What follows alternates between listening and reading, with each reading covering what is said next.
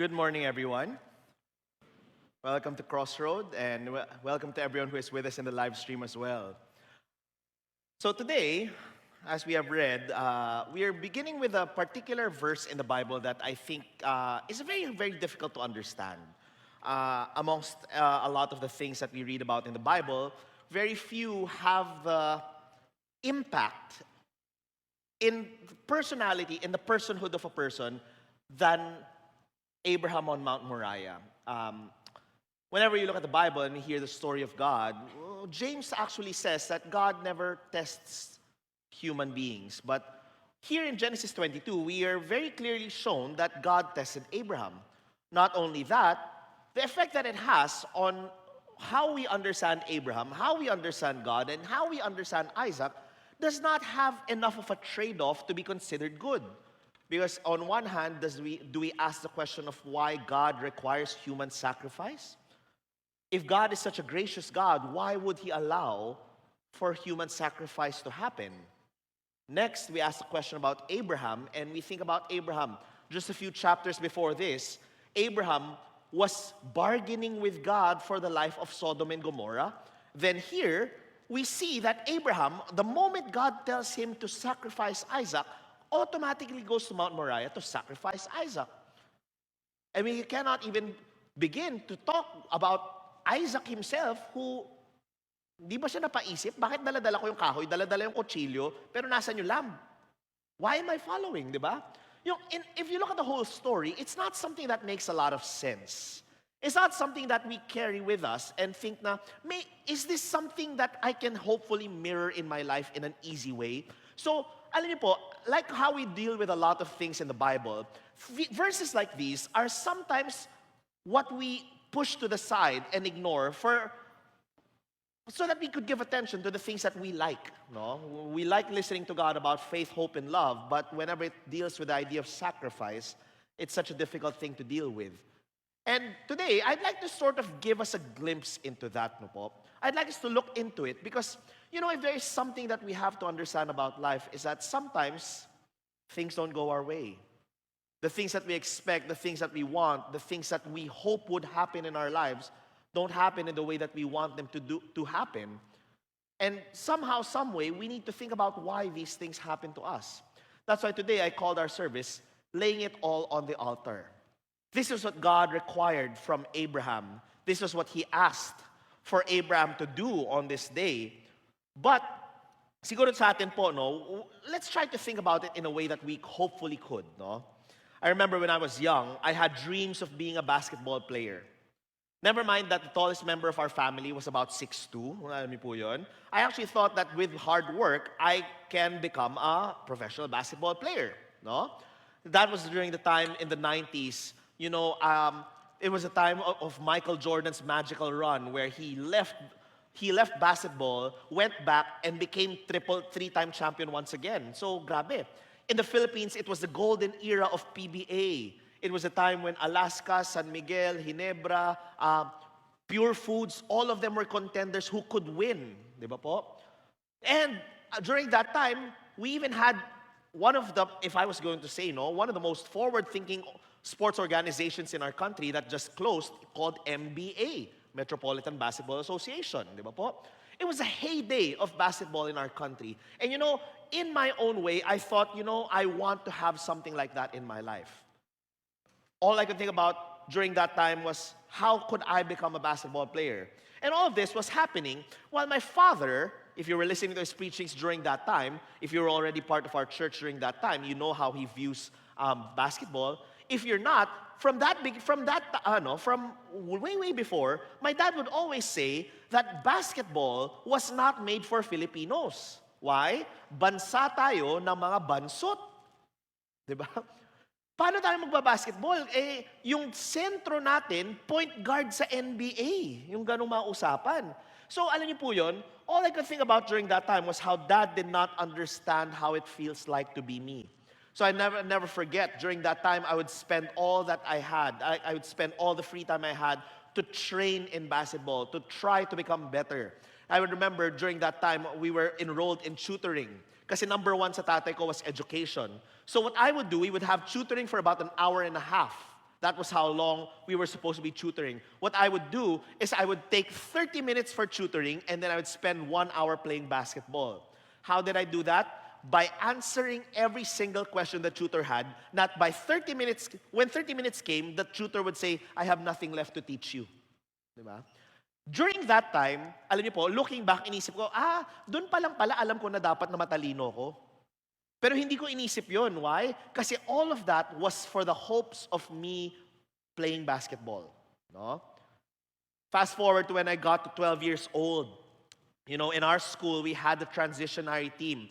There were tryouts for the grade school players who were good enough to be trained and integrated into the high school varsity team. So a lot of us tried out during that time. And out of all of us tried out, I remember I was one of 5 who was chosen to join that team to become high school varsity. So I was thinking, finally, ito na.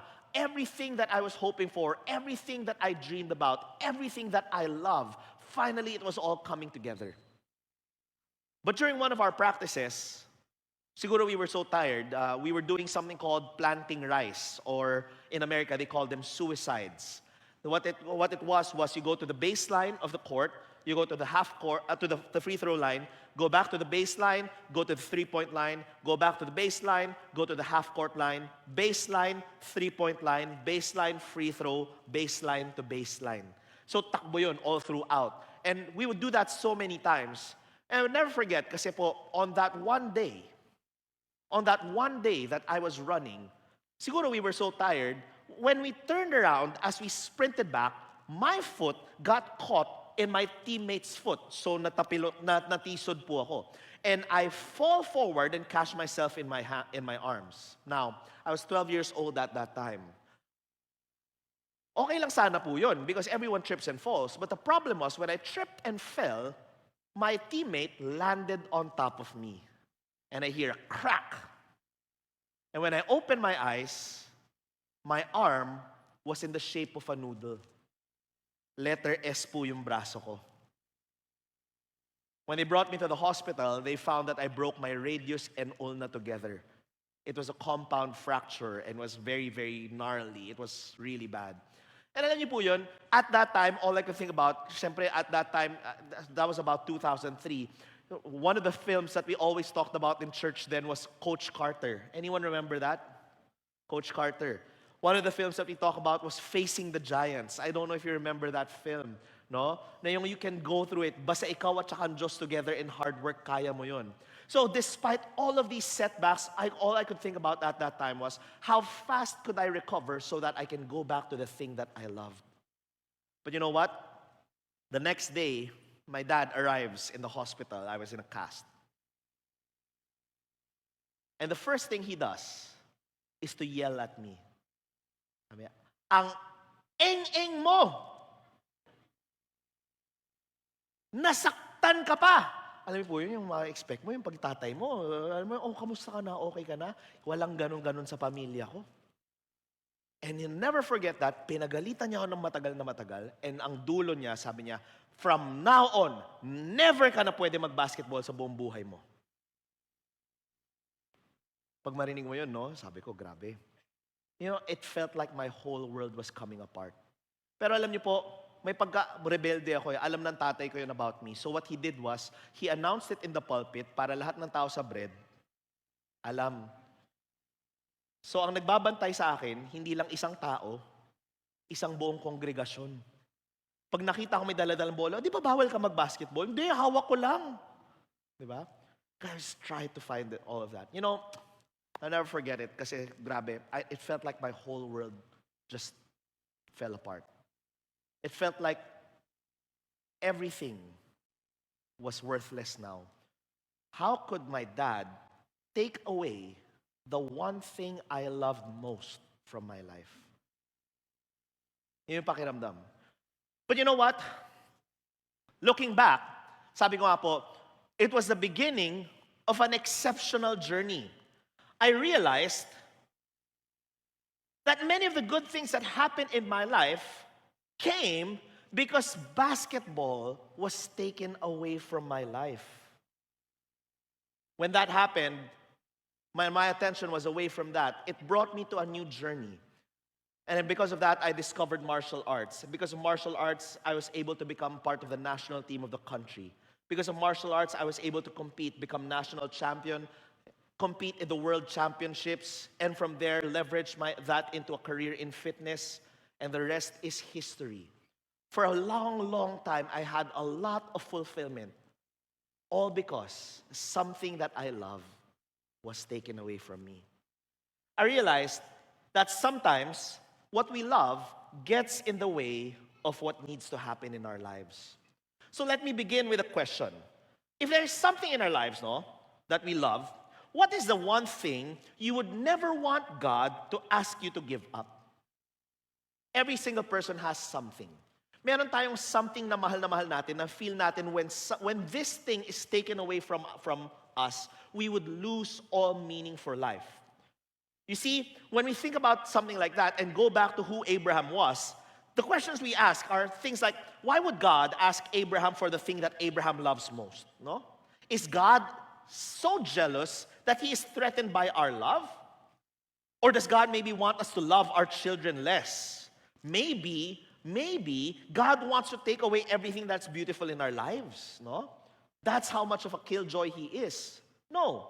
But you see, the deeper answer is, God actually wants to become the foundation underneath our love. Because when what we love becomes a monster that eats us up, it becomes something destructive. You see, when we look at the story of Abraham, we always go back to the story of Abraham. And the story of Abraham begins from Genesis 12 all the way up to Genesis 24. And we know how that story goes. In Genesis 12, God calls Abraham out of Ur and brings him to the promised land. And he gives a promise that you will be blessed and you will be a blessing. Now, ito po yun. When we think about that, we've probably heard something like that in our lives. Not in the same way that we heard Abraham. We heard something from Abraham, no, from his perspective. But maybe in our own lives, we've felt God's promise in our lives. But you know, the problem of God's promises is that God's promises work according to God's timeline.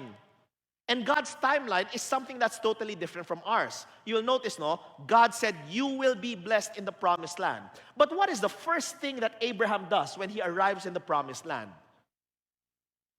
What he does is leave. Why? He hears news that Canaan was going through a famine. And because of that, he goes to Egypt so that he can escape. Kasi sabi niya, ang hinahabol ko dito ay blessing. Now, ito yon. In Egypt, what does Abraham do? Abraham tells his wife, Sarah, you know, you're a beautiful woman. Because of that, many people will look at you. And because you're a beautiful woman and they would want you, they will kill me to get to you. So, you know, this is what we're going to do, sabi niya. Let us pretend I'm your brother so that they talk to me if they want you. And when they talk to me, they will shower us with blessings. Alam nyo, when you think about it that way, no po, sabi ko, every single time I read about Bible stories, it makes me feel better about myself. Alam niyo po bakit? Kasi alam ko naman, may mga pagkukulang ko bilang tao, pero oh my gosh, mas mabuting tao ko dihaba kaysa sa mga tao sa Bible.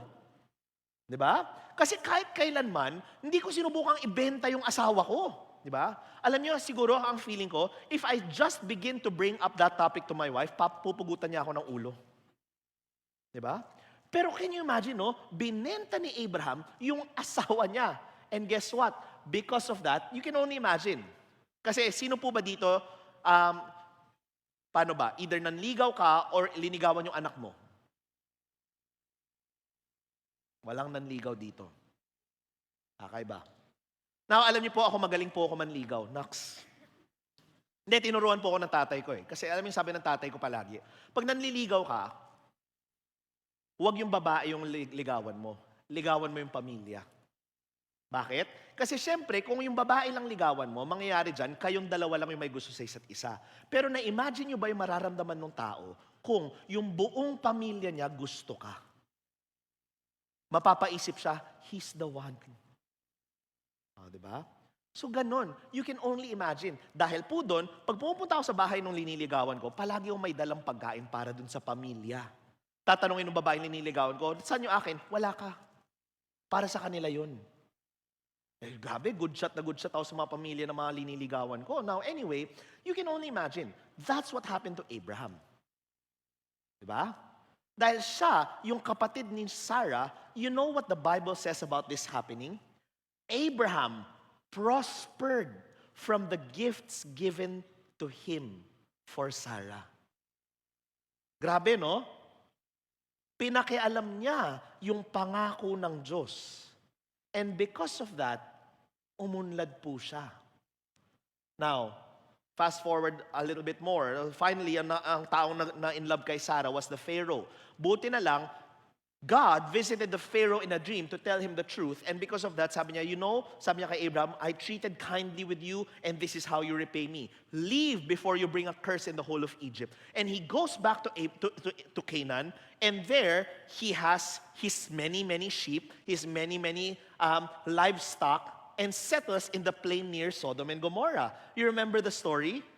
We did not ask the question, paano siya nagkaroon ng maraming mga ari-arian? He did it through very unscrupulous means. Now, you can only imagine, ito ang magiging daluyan ng blessing ng Diyos. You will be blessed and you will be a blessing. When we look at that story, simulat sa Paul, that's not a good beginning. Di ba? Hindi magandang paninimula yun. Kasi you can imagine, if this is the person God is going to use, this person's got issues. Kinakailangan ng counseling ng tao na yan. Kinakailangan ng therapy. Bakit? Ang dami niyang problema. And so, we have to think, what is the journey that's being taken here? Now, we can go on. Kasi, di ba po? The promise is, your children will be as numerous as the stars in the sky and the sand in the sea. Now, you can imagine, that means a lot. Here's the problem. Abraham is an old man. Sarah is an old woman. Yung laman ng matris ni Sarah ay abo. De joke lang, grabe. Para kayo nasaktan doon. Hindi, di ba matanda na eh. So how will it happen? Guess what? Nangialam na naman si Abraham and Sarah. Sarah tells Abraham, maybe the way that God will fulfill this promise is through a slave girl named Hagar. And si Abraham automatically says, yes dear. Sabi ko, ang galing talaga ni Abraham, no? Kasi alam niyo po yun, minsan tanungin ka lang na asawa mo, tumataba ba ako? Hindi mo alam paano sumagot. Di ba? Will I tell the truth and incur her wrath?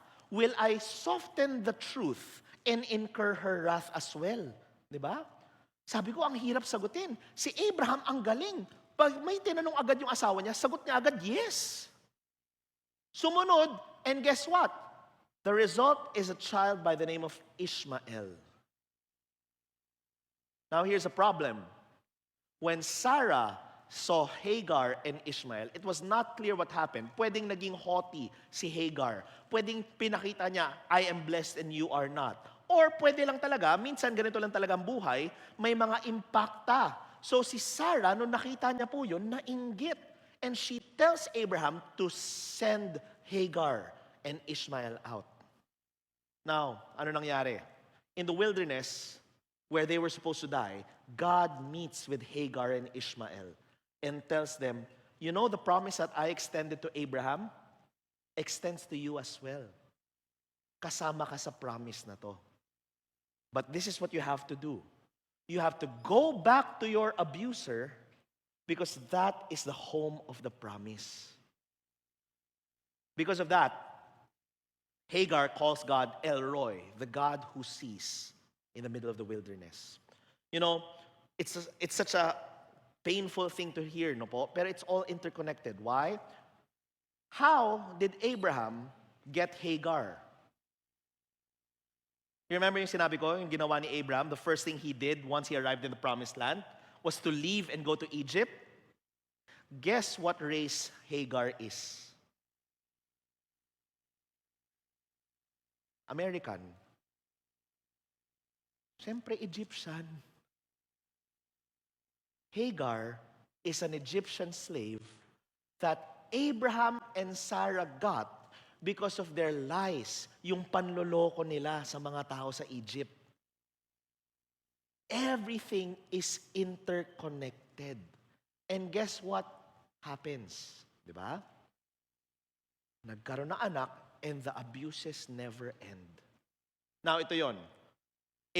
Genesis chapter 21 continues and says, finally, God smiles down upon Abraham and Sarah, and Sarah is found with child. And when she gives birth, she names the son Isaac, because Itzhak in Hebrew means laughter. Because everyone who sees Sarah and Isaac will laugh because of how good God is. Diba? What a beautiful name, laughter. That when people see you, people will laugh because of how good God is to you. But here's what happens. The first thing that Sarah does when God answers her prayer and gives her the thing she wants most is what? She finds Ishmael and Isaac playing together. Now, di ba, sa may mga magkapatid na anak, what do we pray for when we have children who are siblings? Di ba, na magmahalan sila, that they like each other, that they love spending time with one another. Ishmael was 17, Isaac was 3. Malaking gap, pero they were together, they were playing. And when Sarah sees that, the first thing she does was to tell Abraham, send your slave and her son away, for they have no part in the promise of Isaac. Grabe, no? This is relevant. Why? When we look at Genesis chapter 22, it begins with a statement, after these things happen. Alam niyo po, that's somehow something that I think is wrong with how we read the Bible. When we read the Bible, we read it chapter and verse by verse. It was never meant to be read as a chapter and verse. It was always meant to be read as a story. It's like you open the story in the middle without understanding the start. Kaya it doesn't make sense, di ba? Why does God ask for Isaac from Abraham? You know, sometimes that happens in our lives, no? We ask ourselves this question, Lord, ba't nangyari to sa buhay ko? Bakit nangyayari itong mga bagay-bagay na to? Wala akong ginawang masama. Now, tingnan niyo yung katabi niyo. Sabi mo sa kanya, really? Napakabait kong tao. Tingnan niyo uli yung katabi niyo, sabi mo, really? Sobra kong mapagmahal. Tingnan niyo yung katabi niyo, sabi mo, really? You notice this about us. We tend to view life in isolation. We don't look at life as a continuing journey of God. Hindi natin tinitingnan saan tayo nanggaling at saan tayo papunta. Ang tinitingnan lang natin yung nangyayari ngayon. That's why we make so many mistakes when we judge a situation. Because we don't look at the overall journey of God. You see, what happened was when God answered the prayer of Abraham and Isaac, they forgot what the prayer was about. Akala nila it was about being blessed. They forgot it was about being a blessing. Because the first thing that they do is order the death of Hagar and Ishmael. Is this the direction that God was taking Abraham in? Hindi eh.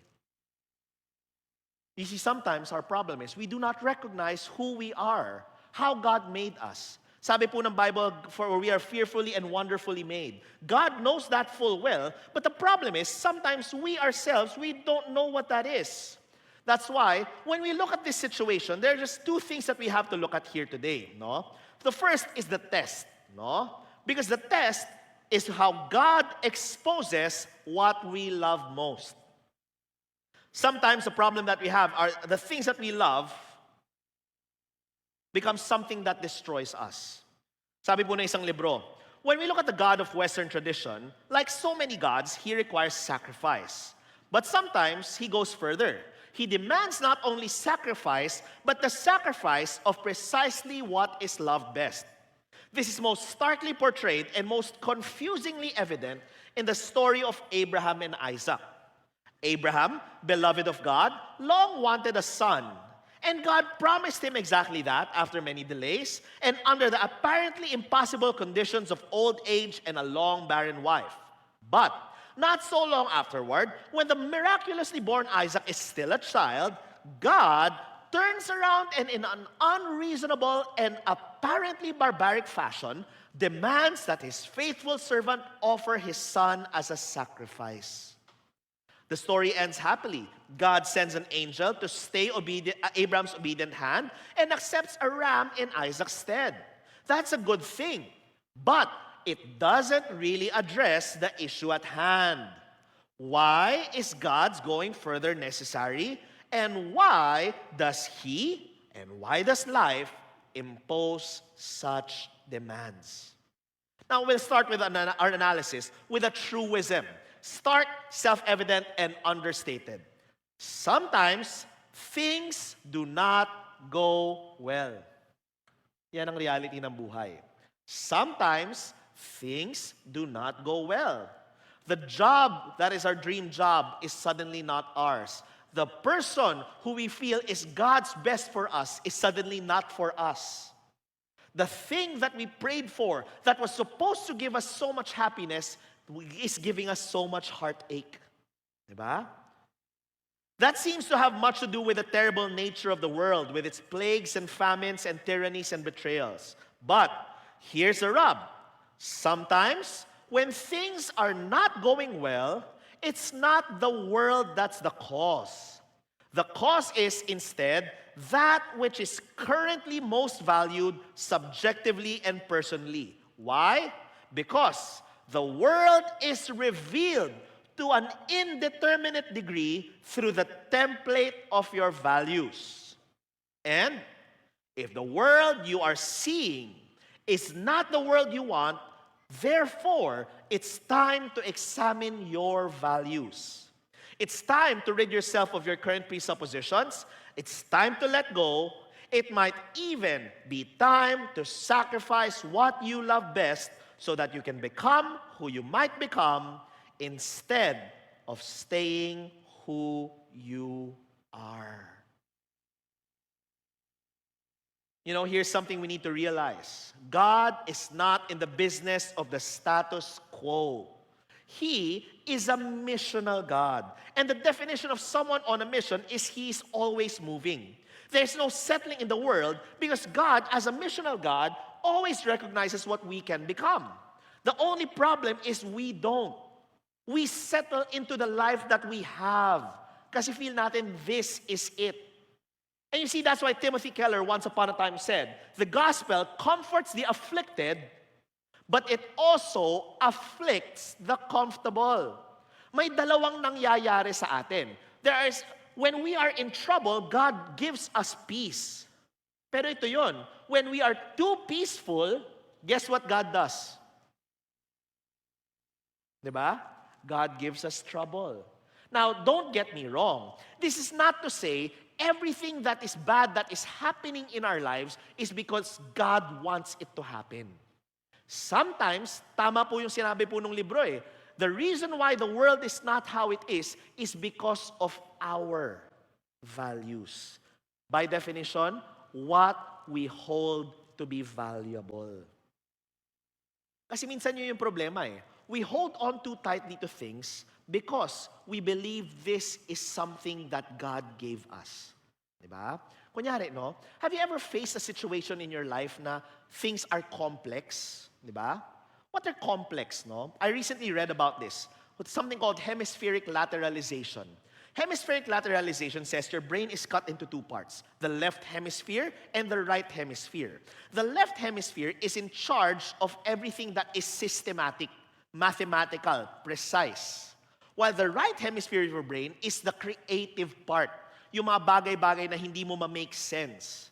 Now, theory once upon a time said we are either left-brained or right-brained. That apparently is not true. Today, we recognize that we have both parts of our brains and they light up on general.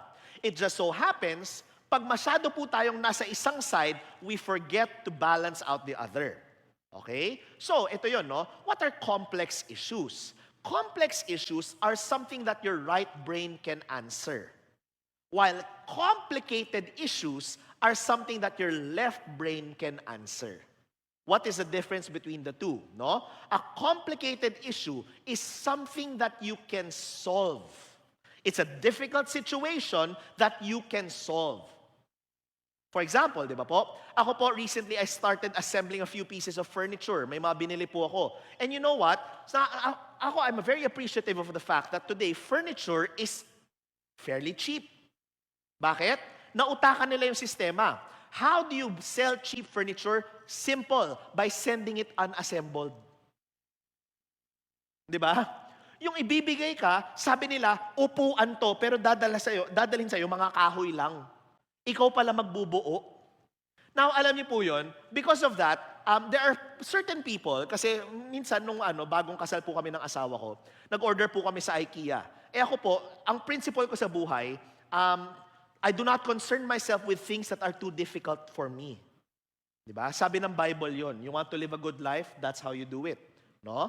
And because of that, sabi ko, pag pa-deliver ko ng items, sabi ko, pati yung taga-assemble, i-deliver mo. So may dineliver na tao sa bahay namin, taga-assemble. No? And I was so surprised. Bakit po? We bought about 2 or 3 pieces of furniture for our house at that time, and the person did not even consult the manual. Walang tingin-tingin. Binukas lang niya lahat at nagsimula magbuo. Sabi ko, Kuya, ang galing mo ah. Walang tingin-tingin sa manual. Sir, sa araw na to, kayo yung panglima na pinuntahan ko. Sanay na ako dito. Sabi ko, ganun pala. Now, anyway, I recently did that. Dumating sa akin yung furniture, hindi pa nakabuo. So, ako nagbuo. Ang problema, hindi ko naman ito ginagawa for a living. This is not something that I'm an expert with. So, I look at all of the pieces of wood, they all look the same. Everything did not make sense to me. Alam niyo yun? Sabi, ba't ganun, no? Yung merong Papa Bear, Mama Bear, at Baby Bear na mga screw. Alam niyo talaga meron ng toddler, no? Kasi yun yung reference ko.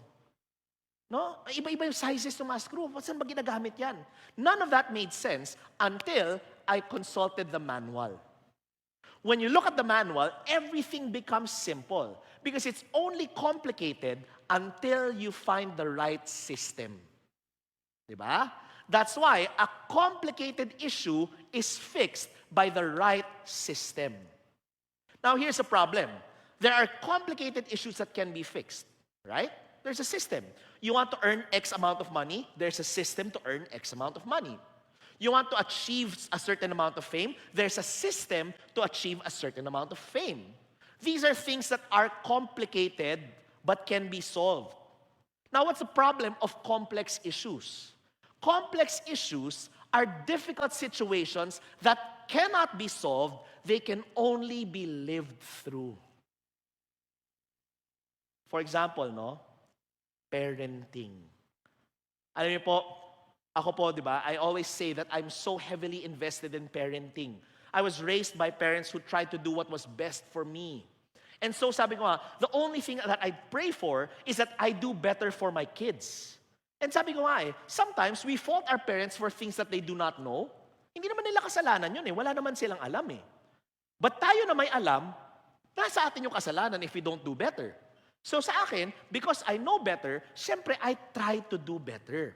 Now here's the thing, when parenting is the issue, you will find so many books, so many pieces of advice on what good parenting is. But guess what?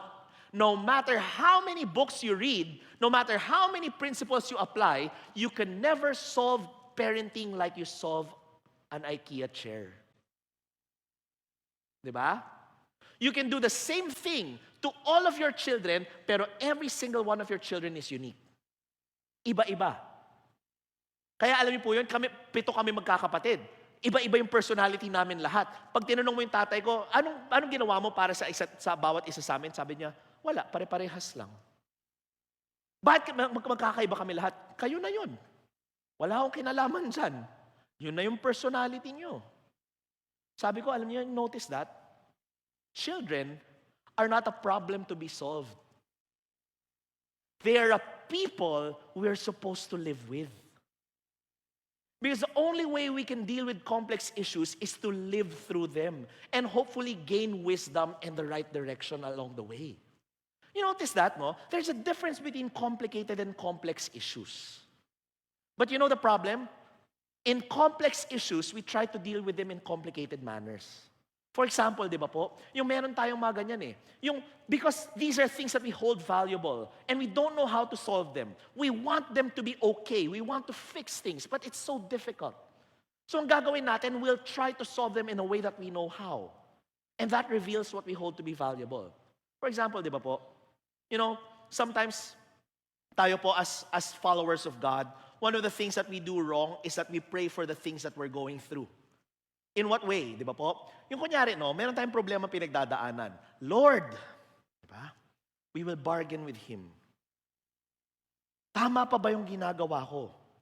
Kung tama yung ginagawa ko, send a sign. Dapat yung sunod na tao na papasok dyan ay babaeng naka-pink. Ay yung pumasok naka-yellow. Di ba? Lord, one more time. Iba pa, iba pa, iba pa. Ask, seek, knock. Diba? Now, you notice this, the way that we bargain with God. Now, admit it, sometimes we're guilty of this. Yung pinagmamatigas natin, yung bagay na inahawak natin to be so valuable na hindi na tayo marunong makinig sa anong ginagawa ng Diyos sa buhay natin. Now, I'm not saying that automatically we give up on the things that are difficult, but rather, sometimes, when things are going wrong in our life, it is a time for us to recheck what our values are.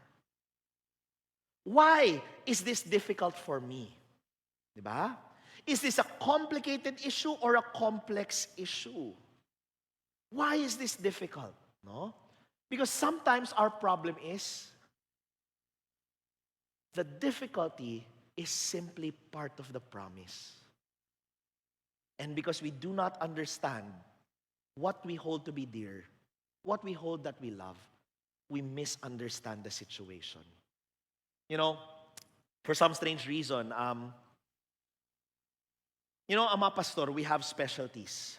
These are the things that we're called upon a lot to do. And one of our pastors is the deadly pastor. Bakit? Basta pag may patay, siya yung gustong hinahanap ng mga tao. For some strange reason, one of the things that I'm so commonly called to do is either weddings or relationship counseling. So, alam niyo po yun, I've done hundreds of those, of both. And I see some people here na kinasal ko. Please, don't take this the wrong way. Hindi kayong pinag-uusapan ko. But one of the things I don't listen to the most sa kasal are personal vows. Bakit? Because personal vows are lies. I don't mean that as something serious, ha? But I mean that as a joke. Why? Diba? I've heard it all. After going through dozens, siguro malapit na ako sa 100 weddings handled. I've heard so much. Pero alam niyo po, pagdating sa relationship counseling, anong iniiyak nila? Yung mga hindi ginawa na pangako. Diba? What are vows? Tagalogin natin. Mga pangako ko. Pangako ko, pag pagod ka, paglulutuan kita. Pag masakit ang paa mo, mamasahiin ko. Diba? Tapos yung pagdating sa relationship counseling, sasabihin sa akin, Coach, alam mo, nagpamasaya ako, nagalit kasi sabi, paano naman? Diba? Minsan ganun yung problema diba po? When that happens, you know what I tell them? You know what? Here's the issue You're misunderstanding the promise. Sabi ko, bakit? Aren't the things you're complaining about the things that you were praying for God to add to your life? Sabi ko sa mama nag-asawa, yung kinakagalit mo na yung asawa mo gusto magpamasahe ng paa sa'yo, di ba nag-pray ka magkaroon ng asawa?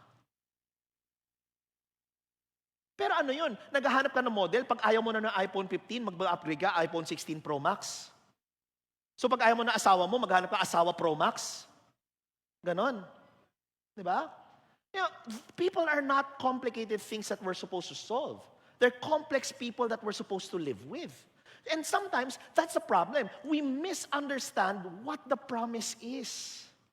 The things that you're complaining about now, many of them are the exact things that you were praying for once upon a time. And that's problematic because it reveals the value of our hearts. It tells us what we hold dear. We don't want the promise of God. We want God to supply the blessing without the sacrifice. Kaya po, that's the thing. The thing that we need to realize is there's something pushing us forward. You know, if you're a follower of God, that fuel, that thing that pushes us forward is the Spirit of God. But you know, while the Spirit awakens, illumines, and renews us so we can become the person God designed us to be, on the other hand, Paul keeps on saying that apart from the Spirit, there's something called the flesh.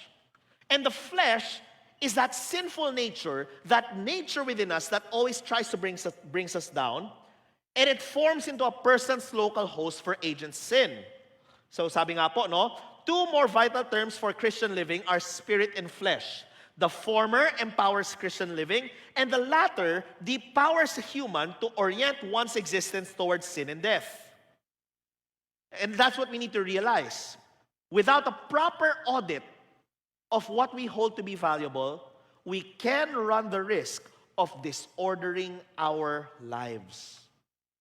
In a book written by Arthur Brooks called The Meaning of Life, The Meaning of Your Life, si Arthur Brooks po is the son of a mathematician and an artist who became a classical musician for about 10-15 years, then entered into the academe, left the academe to be the president of a think tank, and went back into the academe after a few years, and is now one of the most sought-after professors in Harvard Business School. Now, sabi niya, he observed something over years.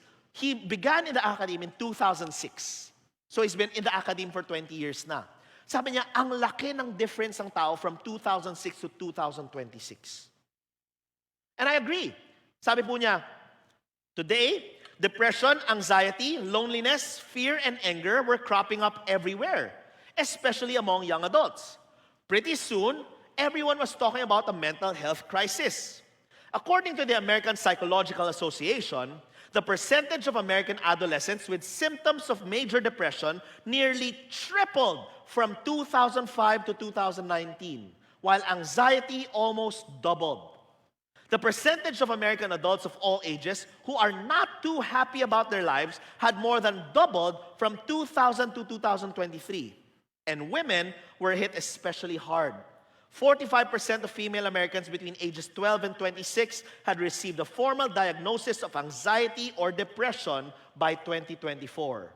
And from 2004 until 2024, the percentage of women 30 and under who said their mental health was excellent plummeted from 48% to 15%. And sabi nga niya, all of this is happening while we are living in the most prosperous and comfortable time in all of history. It doesn't make sense. Bakit? If we follow Maslow's hierarchy of needs, basta masagot natin yung security needs natin, we should be happy. But why is that not the case? You know what he found? Sabi niya, what the data show and what everyone has seen with our own eyes is what we social scientists call a psychogenic epidemic. A phenomenon that causes tremendous suffering but has no organic cause, meaning the onset is social or psychological, not biological. What we are experiencing has nothing to do with the circumstances of our lives, but rather with what we are surrounded by. After thousands of people being interviewed again and again, ano daw po ang sinabi ng mga tao? People said that life was busy but not meaningful. Yan ang isa sa mga malaking problema natin. Why is it important when God brings us into a situation where the love of our life is suddenly being asked to be put on an altar? Because you know what our problem is? Our lives are so busy, but not necessarily meaningful. You know, ask any person, busy ka ba? Ultimo yung tambay sa kanto, sasabihin sa'yo, busy siya. Hindi ba totoo yan? Kaya nga ang statement natin, di ba, how hard it is to have adult friends. Meron kayong calendar app. Kasi sa calendar app na yun, dun lang kayo magkakaroon ng paraan para magkita-kita. Kaya pag sinabi, kailan kayo free? Miss ko na kayo. Free ako in November 2028. Wow. Ganon ka ka-busy. Hindi mo mabigyan yung mga taong nagbibigay sa'yo ng kaligayahan. Hindi mo mabigyan ng oras yung mga taong nagbibigay sa'yo ng kaligayahan. Now you notice this. We're busy, but it doesn't necessarily fill us. That's why, alam niyo po yun, ako, honestly, that's the reason why, for a time, well, up to today, I still kind of am on the fence on what is called online dating. Kasi syempre, alam niyo po, ako, I never participated in online dating. And I tend, because nga, you need to get to know a person deeper before you get into a relationship. I tend to date within the community. So, lahat na naging girlfriend ko was in my community. I married the person who was in my community, no? Why? Because mahalaga yung kilala mo yung tao eh. But you know what? In our world today, we are so busy. That's why sabi ko, online dating is such a big thing. Why? Because you don't need to spend time talking to a person. Swipe right or swipe left ka na lang. Diba? So, at least, busy ka, pero may taga-nice one baby ka. Diba? Now, you notice this. This is the problem. That's why a lot of people say, after a few years of online dating, they suddenly swear off the app. Why? Because they go through 50 first dates and not a single one develops. Diba? Busy ka! Kasi marami kang ka-date. Pero walang nagde-develop. That's a problem that many of us have. Busy tayo, but nothing deeper develops. No? That's why, that's a tendency that we have as human beings. Because alam niyo po yun, it's a psychogenic epidemic. Everything around our world is telling us what to do. That's why people say, you wanna be happy? Buy a matcha latte. Kaya lahat ng tao nagmamatcha latte. Ayaw natin aminin, lasang damo. Diba? Yung taong hindi kumakain ng kangkong, umiinom ng matcha latte. Diba? People said, for you to be happy, you need to join High Rocks. Kaya lahat ng tao, kahit ayaw nilang tumakbo, sasali. And while that's happening, people say, for you to be happy, you need to be playing pickleball. So habang nagte-training ka ng High Rocks, nagte-training ka rin ng pickleball. Di ba? And then people say, for you to be happy, you need to spend time going out with people, going to bars, and going to the new restaurants. So, apart from working, apart from dating, apart from training for High Rocks, drinking your matcha latte, playing pickleball, magbabar hopping ka pa. So, ilang oras ang tulog mo sa bawat araw? 2. Tapos nagtataka ka ba't hindi ka masaya? Why you're drained? Why you're empty? And we think what we need is more time, rather than more meaning. You see, we have been sold a myth. We have been sold a myth, and the myth is called happiness. Because the myth that we think is happiness is actually pleasure. Now, I'd like to make a distinction. What's the difference between pleasure and happiness?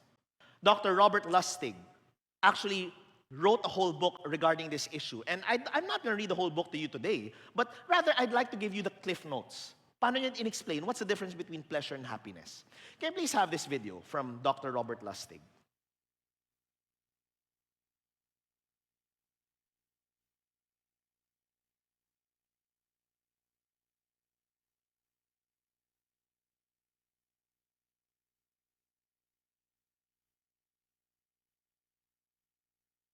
Pleasure you pursue, the less happy you become.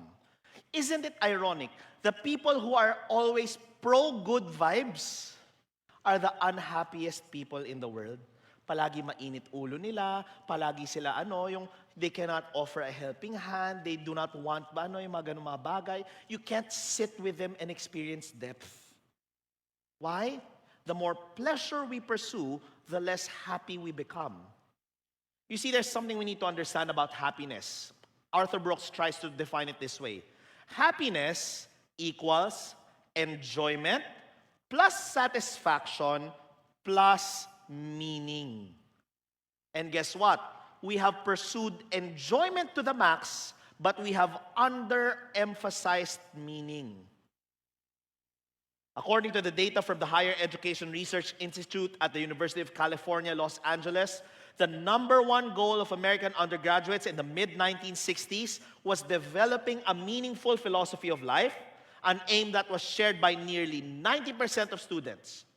Today, fewer than half of undergraduates say this is their goal. Less than half of all students say, I want to find a meaningful life. You see, until we're able to talk about this, the loves that we get will always lead to disordered lives. Because we have to ask, why are we here? Why are we doing the work we say we are doing? Here's a question that Genesis 22 asks us. What do I love so much that I have begun to depend on it for my identity?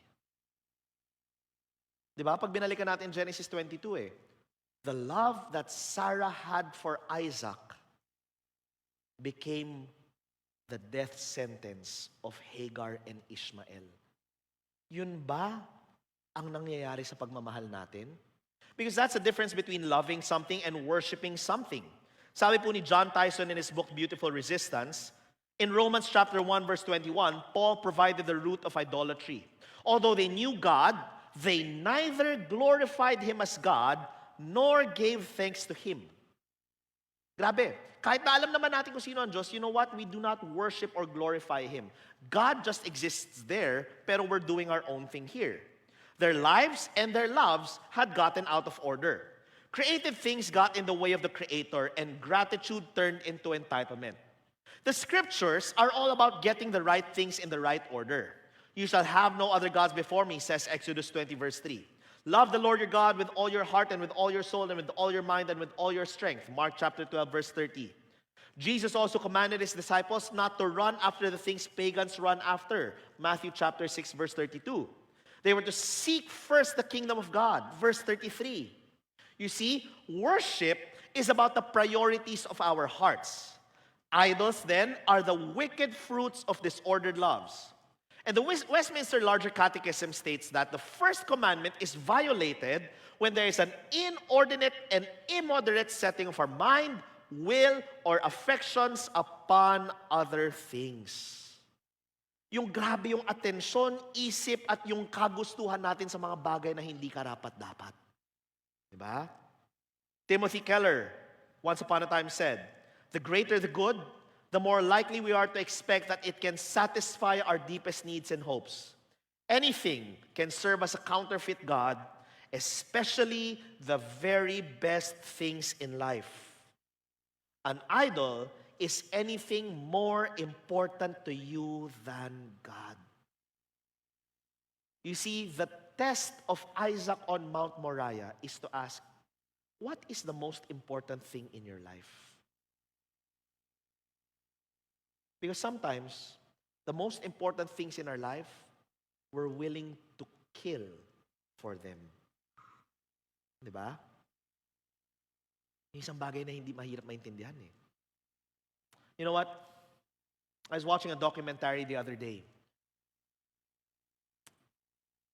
It was about a serial killer, no? Such a difficult situation kasi there was a serial killer that operated out of this place in Fort Worth, Texas. Now, dami niya napatay na mga babae, and one of them was an 18-year-old girl who was raped and murdered and found in a storm ditch.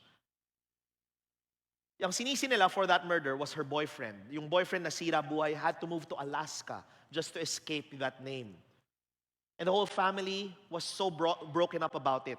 But the most broken up about it was the 12-year-old brother who lost his hero. Patay.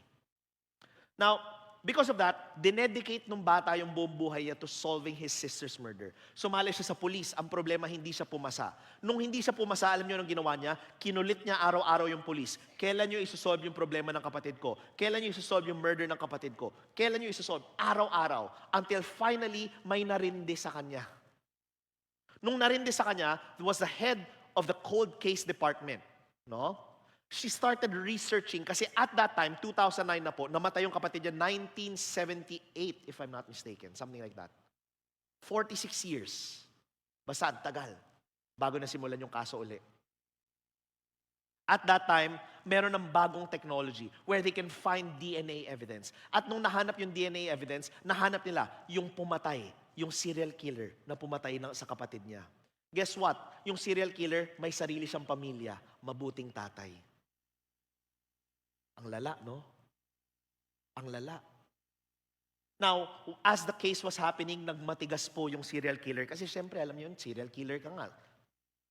In the midst of all of it, yung kapatid, who was so broken up about it, who dedicated his whole life to solving his sister's murder, alam niyo ano nangyari sa kanya? Nung pinapanood niya yung kaso, kasi he was there every single day, he could not keep his eyes off the adult son of the serial killer. Kasi habang nangyayari ito lahat, siya, navivindicate siya. Finally, I will have justice for my sister. All the while, the son of the serial killer, yung buong buhay niya, gumuguho. Kasi yung tatay niya na mahal niya, hindi pala niya kilala. Mamamatay tao pala. Alam niyo yung ginawa ng kapatid? Sa gitna ng trial, tumayo siya, linapitan niya yung anak, yung adult na anak. At sabi niya, pwede ba kita yapusin? Nung niyapos niya yung anak, breakdown yung tao. At sabi niya, hindi ikaw yung tatay mo. Hindi ikaw yung tatay mo. Biktima ka, katulad ng pamilya namin. Kakayanin natin to.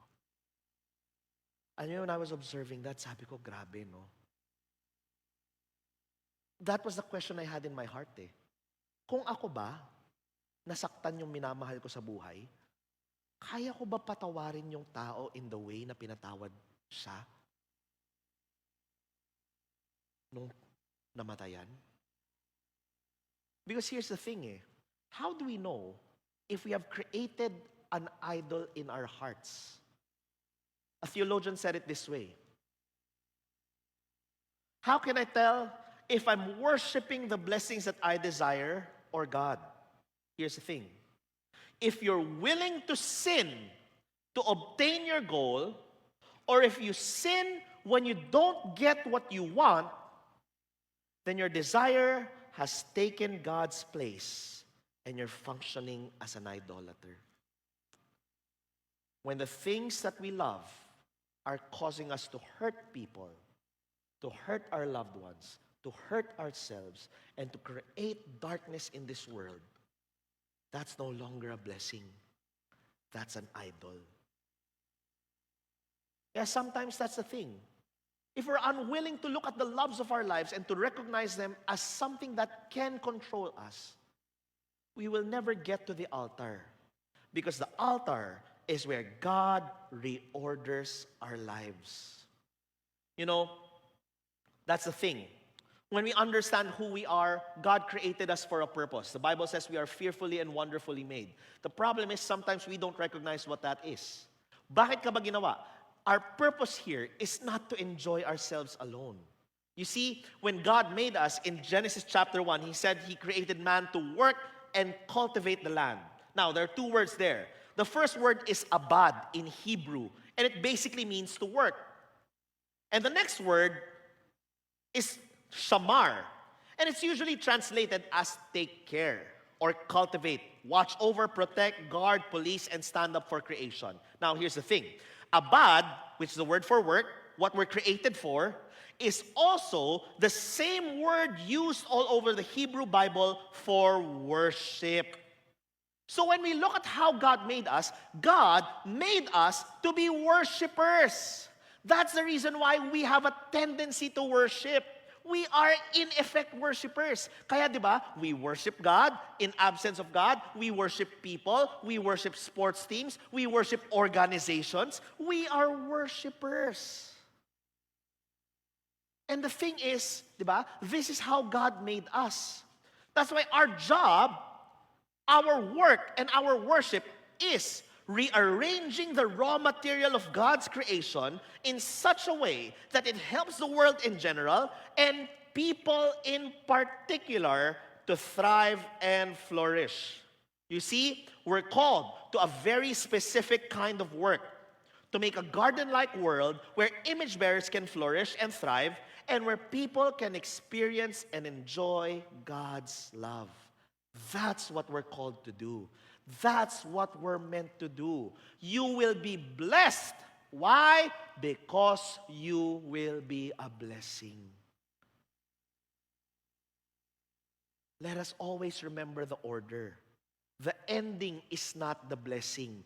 The blessing is simply the beginning. You see, that's why we could not be happy. There's a word that Robert Lustig uses that I like so much. It's called contentment. Contentment, di ba? To be content is different from to be happy. Or actually, it's actually the same, pero we don't look at it the same. To be content is to say, the Lord is my shepherd and I shall not want. You know, that statement is so deep. Bakit po? To not want is not to say wala kang pagkukulang. It's to not want anything more. Now, pag may madagdag sa buhay natin, praise the Lord, pero guess what? Meron o wala, praise the Lord pa rin eh. Ang hirap kaya mapunta sa lugar na yon. I will be the first to admit, di ba? Minsan makaranas lang tayo, di ba, ng masarap na buhay, parang, uy, I can get used to this, di ba? Yung, unang beses ko ever magpamasahe nung bata ako, hindi ko maintindihan. Alam niyo po bakit? Nakikiliti ako. Pero nung tumanda-tanda ako ng konti, alam niyo, hindi ko alam bakit pag tumatanda ka, iba yung nagiging ng karanasan ng pamasahe, no? Sumasarap. So alam niyo po yun, nung nagpamasahe ako, nasarapan, alam niyo, sabi ko, pwede to araw-arawin na. Di ba? Pero alam niyo po yun, subukan niyo araw-arawin. Sunod niyan, sasama ka na sa nilaga. Di ba? It's not something that should happen. Just because we feel that it should happen doesn't mean it should happen. Minsan, di ba, nakaranas tayo ng gutom. So pag nabusog tayo, sabi natin, ayaw ko na magutom kahit kailanman. So ang hahabulin natin yung pakiramdam ng pagiging busog. Pero guess what? Kung araw-araw ka busog, tawag doon diabetes. You notice that? It's hard. Because it's such an internal battle. And that's why sabi ko nga, contentment is such a difficult thing to have. Why? You can always tell you're contented with life because number one, sabi nga, there are 4 C's to contentment. Number 1, you connect. You're able to connect with people well. Number 2, you contribute. You're content because you have more than enough, so you're able to contribute to this world. But you know, the third thing that you can always tell a person who's contented, you are able to cope kahit ano mangyari sa buhay mo. You know, that's something that you notice, hindi common. Bakit? Yung mga taong supposedly masaya, pag may masamang nangyari sa buhay, hirap na hirap mag-cope. But you know, sabi ko nga the fourth thing that you know you're contented with, you know you're content, because you cook. Sabi ko, totoo. Pag masaya ka, wala kang ginawa kundi magluto. Paglulutuan mo sarili mo, paglulutuan mo yung mga minamahal mo sa buhay, at lahat-lahat, di ba? Luto ka ng luto. Kaya sabi ko nga yung wife ko is so astute. Sabi niya, alam niya palagi pag may problema ako mabigat. Bakit? Sabi ko, paano mo nasasabi na may malaki ang problema? Sabi niya, hindi ka nagluluto eh. Sabi ko, totoo no?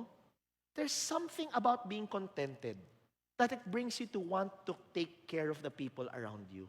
Yourself and others. Kaya sabi ko, grabe no? That's something that we have to think about. Are we contented?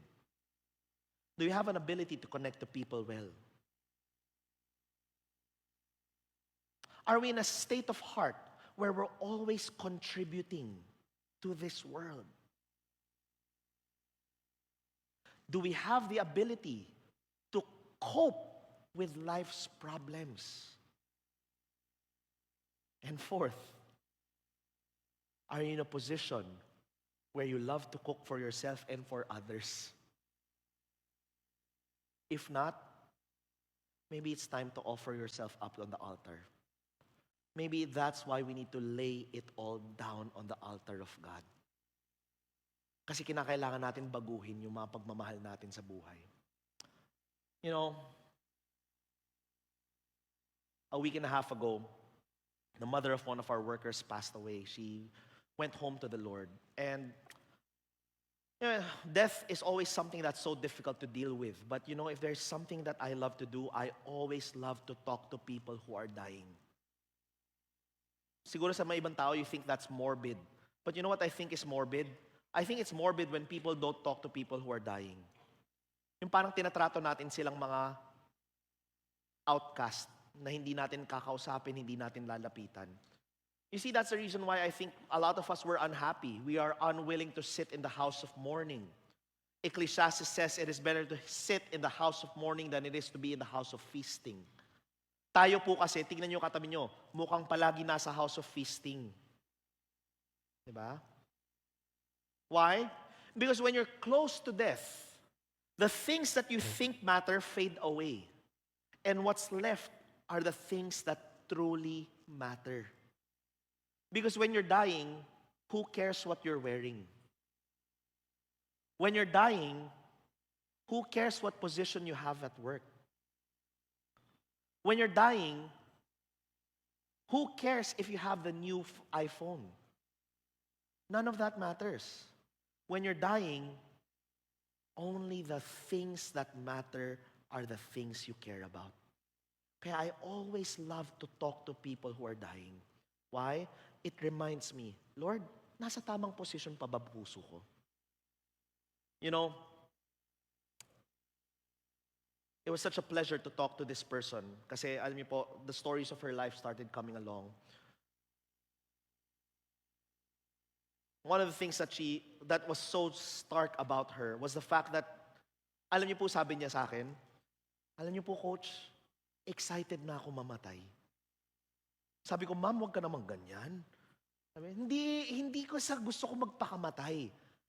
Kasi sa akin, kung tapos na ang pinapagawa ng Diyos sa akin sa mundong to, edi excited na ako mamahinga. Sa akin, syempre, kung sasagutin ng Lord ang prayer ko, gusto kong sagutin niya na mas marami pa akong panahon kasama yung mga anak ko. Pero coach, napalaki ko yung mga anak ko. Adults na sila lahat. That's more than I can ask from God. I had long years with my husband. I enjoyed my life. Ano pang hihingin ko galing sa Diyos? You know, sobrang grabe. It's so rare to see people who are at peace when they're coming to death. Kasi minsan, alam niyo po tayo, yung malapit na mamatay, hahawak pa tayo, wag pa! Diba? Talagang pipigilan natin eh. No?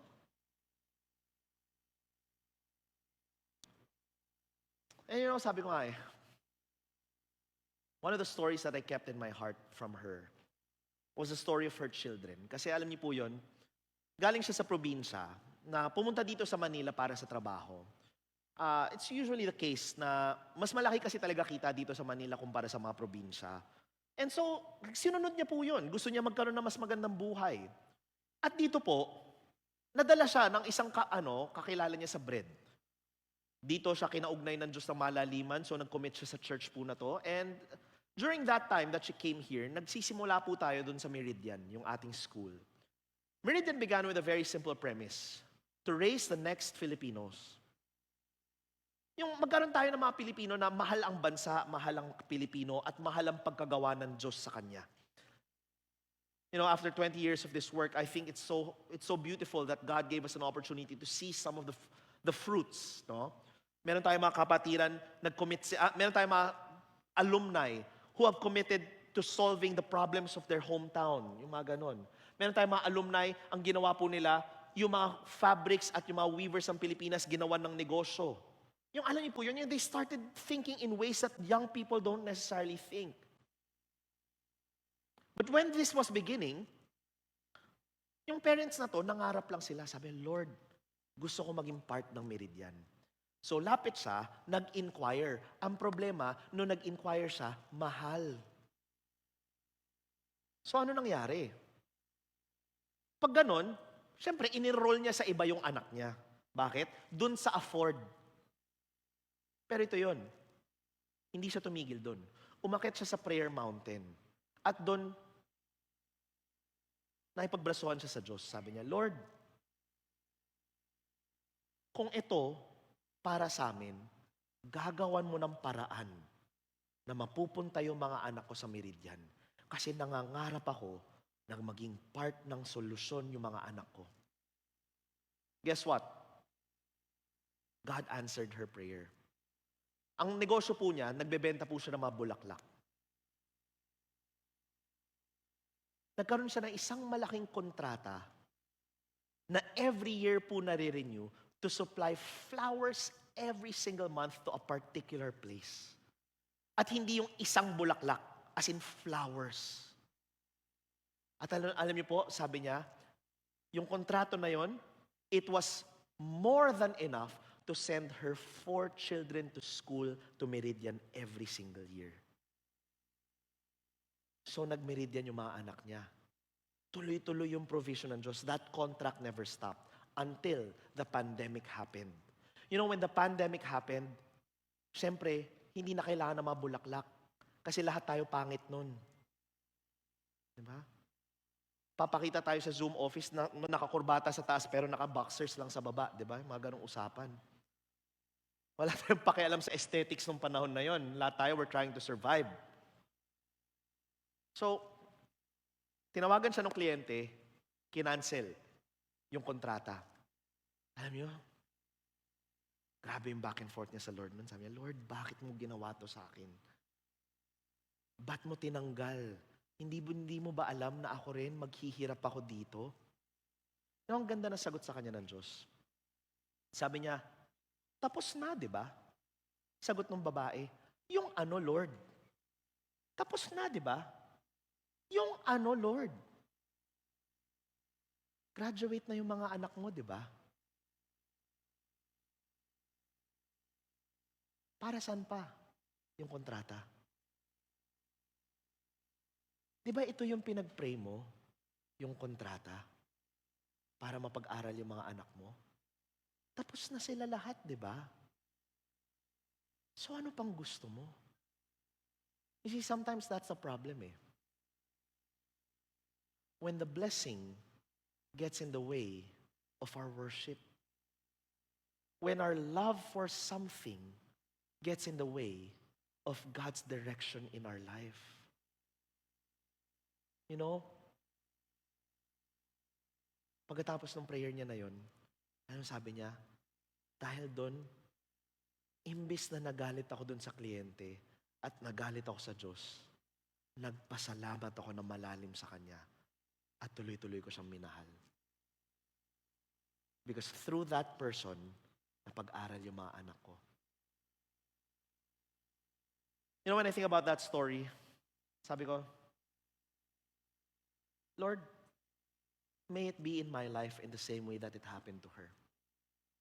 May I never hold on to a blessing so deeply that I forget what it is for. May I never have a love so controlling that I'm not willing to let it go for the thing that you want to happen in my life. May it be that I learn what it is to fight the good fight, to finish the race, but also to keep the faith. May the things that you add into my life become something that makes me better, not something that makes me worse. Kasi minsan hindi natin naiisip yun eh. That's why there are just 2 practices I'd like to leave us before we end in prayer. You know, the first thing we need to do is a treasure audit. We need to look at our things, no po? Maybe just spend even just 5 minutes on this, no? Look at your calendar. Look at your bank account, your phone usage, your recurring thoughts, your anxieties. And ask yourself this question: what do these reveal about what I treasure? Because Jesus says, where your treasure is, there your heart will be also. What does this reveal about what we love? Nasa Diyos pa ba ang pagmamahal natin, or are we loving something that is unworthy of our love? And the second thing is the release practice. Once we identify what we love deeply and what it is in our hearts, we have to ask this question, no? Are we willing to lay this on the altar of God? When God comes asking, whether that be a relationship, a person, a job, a business, a blessing, kaya ba natin siya ilatag sa paanan ng Diyos at sabihin, Lord, kung iligtas mo, sa'yo na to. Pero kung kinuha mo, may your name still be glorified. Then and only then will we understand. Because you see, pag tinignan natin ang Genesis chapter 22, the question isn't what does God want me to give up, but rather, what does God want me to love correctly or rightly? Ano ba ang tamang paraan para mahalin yung mga bagay na binigay mo sa akin, Lord? God isn't asking us to stop loving our children. God is not asking us to give up everything. You see, He's asking us, will you allow Him to be the foundation of our love? And will we trust Him enough even when things are not going great? You see, at the end of the day, what we need to do is to allow God to work through us. Tayo po lahat ay tumayo as we end in prayer.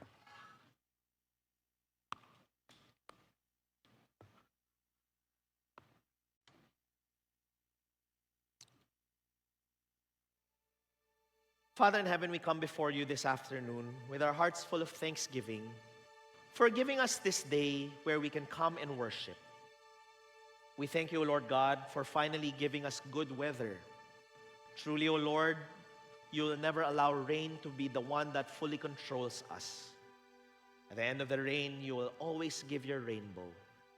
So we thank you for the good weather that you have given us. May you continue to hold each and every person in your hands. You're the one who knows each and every one of us and what we're going through. Some of us, O Lord God, we're going through periods of loss, periods of pain, periods of struggle.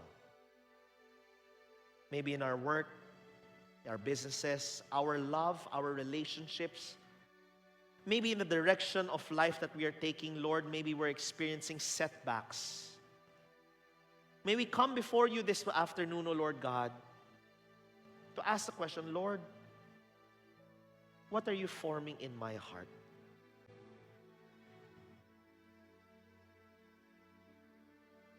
May you continue to work in each and every person, O Lord God. That as we approach you, O Lord, may our faith still remain intact. That the things that you bring into our lives may not destroy us. But rather, these blessings, may they in turn be an avenue of blessing others. As we lay our lives on the altar of Mount Moriah, Lord, may we ask the question, or may we shout out in praise, you are our Jehovah Jireh, the God who provides, the God who gives, the God who takes, but the God who at the end of everything provides. So we thank you, O Lord God, for your love. We thank you for your guidance. As we go our separate ways, may you fill us with your love and grace. And as we go back to our work, our school, our business, and our every concern, may you use our lives for your kingdom. And as we give our tithes and our love offerings, we thank you for every blessing and every opportunity to support your work. We thank you, O Lord God. And in all of this, we want to give back all glory, honor, and praise to you, for you are deserving of each and every one. In your sweet and mighty name we pray. One God forever and ever. Amen and amen. God bless each and every one, and God go with each and every one.